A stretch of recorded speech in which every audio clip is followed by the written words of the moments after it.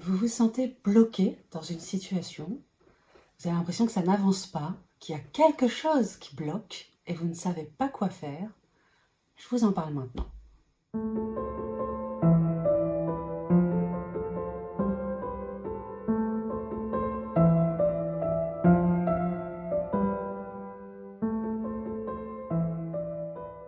Bonjour, je suis Bérangère Musard, médium, thérapeute et coach en développement personnel et je vous accompagne pour développer vos capacités.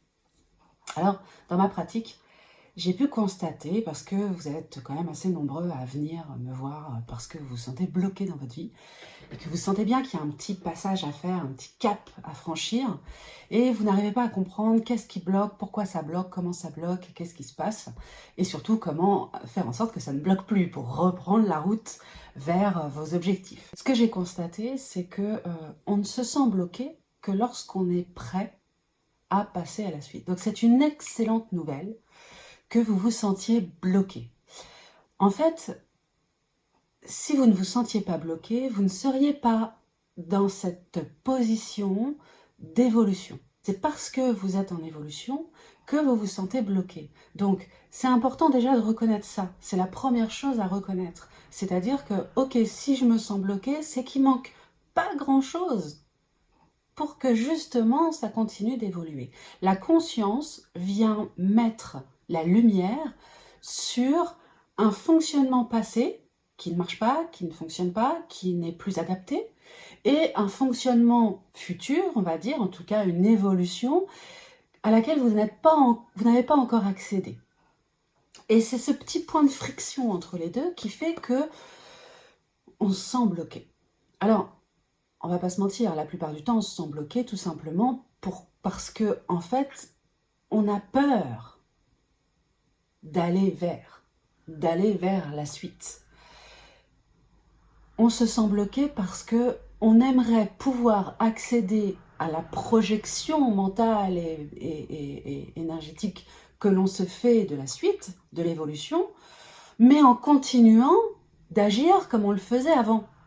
Or, ça n'est absolument pas possible. On ne peut pas espérer évoluer en continuant de faire ce qu'on faisait avant. Et le mental, qui est notre meilleur allié pour nous montrer les choses, eh bien, il est justement dans « j'ai peur de changer ».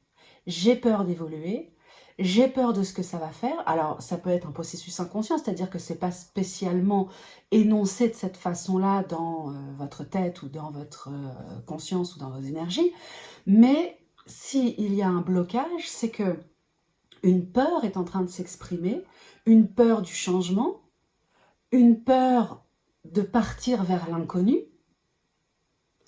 et on a beau avoir la volonté de changer, ce n'est pas changer. On peut avoir la volonté de changer tout en ayant des résistances suffisamment fortes pour ne pas réussir à changer. Et c'est souvent des petits curseurs à bouger intérieurement avant d'avoir justement cette énergie de véritablement lâcher prise et aller vers. Donc, quand vous vous sentez bloqué, au lieu d'essayer de comprendre qu'est-ce qui bloque, observez ce que vous faites habituellement, comment vous pensez habituellement, vos croyances. Observez ce que vous risquez de perdre à bouger vos curseurs, à mettre en place de nouvelles choses, et comprenez que, en fait, ce qu'il vous manque, entre guillemets, parce que c'est pas vraiment un manque, mais là où ça bloque, c'est que vous n'avez pas encore validé le saut dans le vide. Il y a derrière cela une peur qui s'exprime. Et même si la volonté semble, je dis bien semble, parce que ça n'empêche pas la peur, semble être à toute épreuve. En plus, il y a une deuxième notion qui est que lorsqu'on veut absolument quelque chose, c'est que l'on reconnaît que ce que l'on a ne correspond pas. Donc, il y a deux énergies différentes. Dans un processus de changement, il faut comprendre quel est le moteur en fait. Est-ce que mon moteur, c'est le côté insupportable de ce que je suis en train de vivre qui me pousse à changer, ce qui est un moteur et qui peut fonctionner, ou est-ce que c'est une excitation et un plaisir fou à aller vers quelque chose de nouveau qui me pousse à...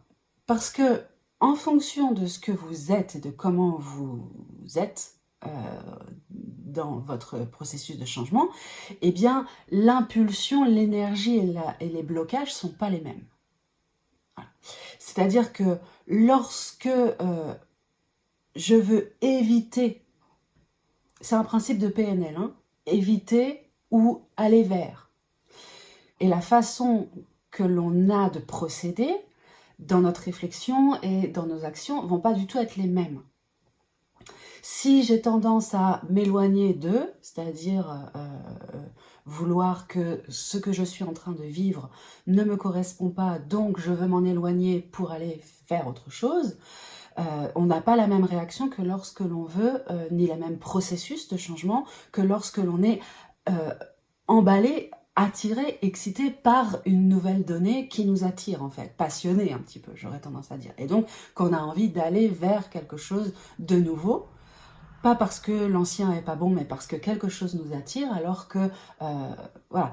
Et en fait, la différence, elle est très claire finalement, c'est que d'un côté, je sais ce que j'ai, mais je ne sais pas vers quoi je vais aller, donc ma peur va être ma peur de l'inconnu, et le blocage risque de se trouver à ce moment-là.